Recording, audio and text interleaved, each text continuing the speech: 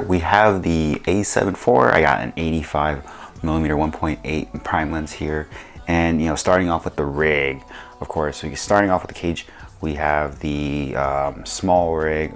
It's the first model that they made for the A7S III. I opted for this one just because I like the design. Now it's just neutral black all around. At the top here, I do have a Smallrig NATO rail, so I can attach a top handle, and at the base we have an Arca Swiss quick release here. So and if we look here, what I got is Smallrig NATO quick release handle. I got an elevated hot shoe mount for a monitor here. So put this guy on, tighten this, cool, there we go. And then, so next right over here, I have a desk view monitor. I believe this is the R6 model that came out recently. It is a 2200 nit monitor, so I like this a lot when I'm using it out in broad daylight. Pretty bright, very powerful. It takes NPF, which is pretty cool. So already off to a good start here. So this is kind of what I would use if I just needed the monitor. Yeah, just for something more minimal. I like having a monitor just because it gives me tools like false color, which is not something the A7 cameras have built in. So it's pretty cool to have. Next is really important. Got over here the Smallrig base plate holder for 15mm rods. I like this unit here because it does allow you to elevate the rod system, or the plate system higher or lower based off your camera system. I do have the Smallrig, I believe this is the 12-inch rails. In hindsight, I wish I got a longer rail system just because I feel like as the rig grows larger, I'll need, you know, something larger to support it. But you know, this works right for now.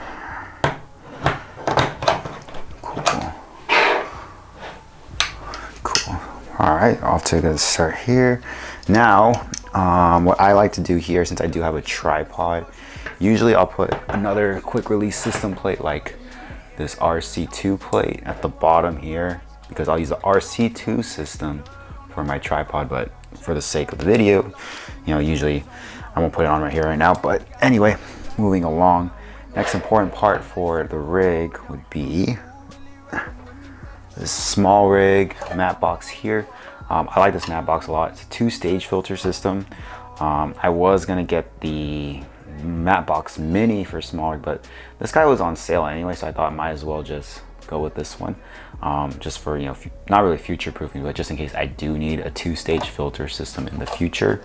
So go ahead and mount this guy on. Here.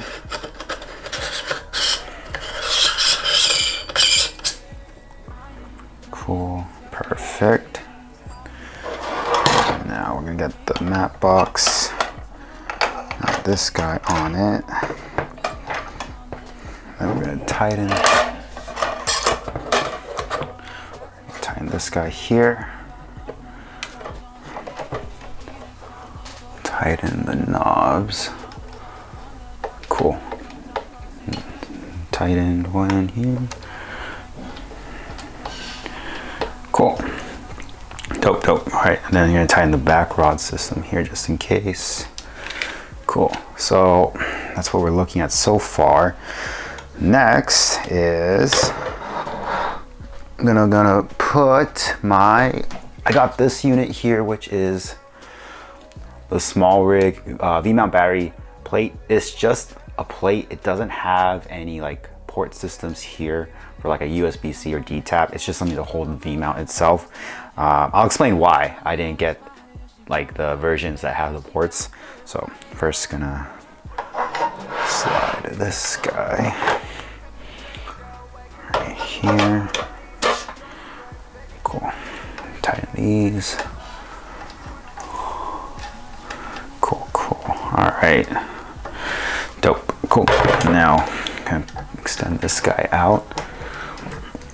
So the reason I didn't get the Smallrig version that has outputs is because I got this guy here, which is the focus.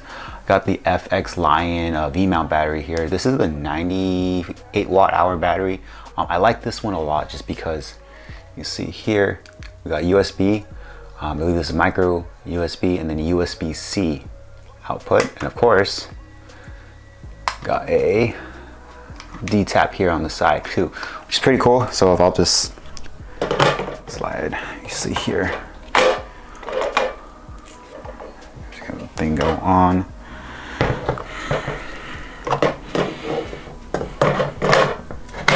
Cool, locked in place. So now go here.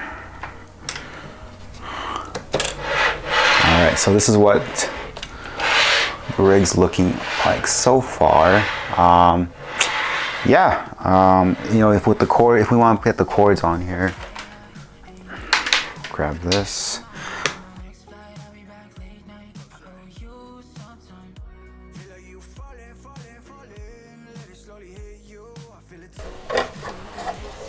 Mat box on, cameras on. So that's basically the rig. Like I said, cable management could be better, but you know, if, for example, let's say I wanted, you know, to have everything be less hectic with the cables. Obviously, the Sony new FPZ batteries, they're much better compared to the like A7IV batteries. So if I wanted to, I could just do this. Go like, instead of going D-tap, take this guy out.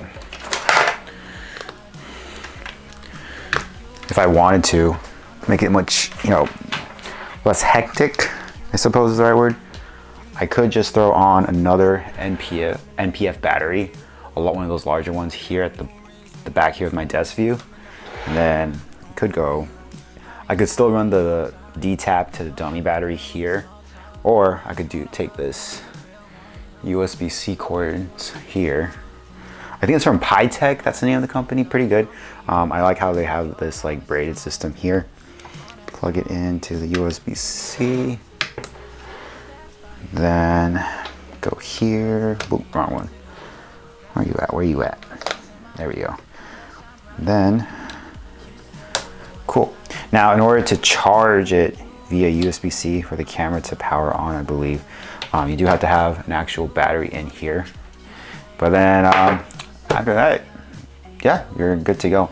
Again, there's different ways to power this whole rig. I can either power everything from the V-mount, or I could go, you know, so many ways about it.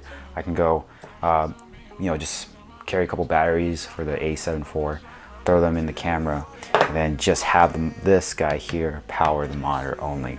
Like I said, there's a lot of ways to go about it. I just like how this FX Lion battery here has so many options to power out of.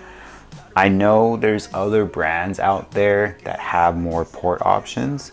That's something I'm going to be looking into, like to invest into the future. But yeah, this is basically this is the rig.